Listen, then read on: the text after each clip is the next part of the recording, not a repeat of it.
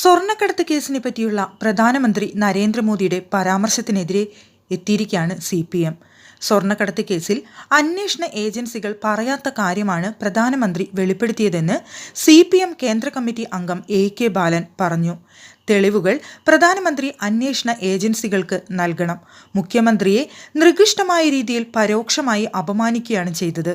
കേന്ദ്ര ഏജൻസിയുടെയോ പ്രധാനമന്ത്രിയുടെയോ ഔദാര്യം വേണ്ടെന്നും AK ബാലൻ പറഞ്ഞു. CPM സെക്രട്ടേറിയറ്റ് യോഗത്തിനായി എത്തിയപ്പോഴാണ് AK ബാലന്റെ പ്രതികരണം. BJP ചടങ്ങിൽ പങ്കെടുപ്പിച്ച പ്രതിഭകൾ വഞ്ചിക്കപ്പെട്ടു. BJP വേദിയിൽ എത്തിച്ചത് തെറ്റിദ്ധരിപ്പിച്ചാണെന്നും അത് പരിശോധിക്കണമെന്നും ബാലൻ പറഞ്ഞു. മുഖ്യമന്ത്രിയുടെ ഓഫീസിനെതിരെ പ്രധാനമന്ത്രി നടത്തിയ പ്രസ്താവന അതീവ ഗുരുതര ആരോപണമാണ്.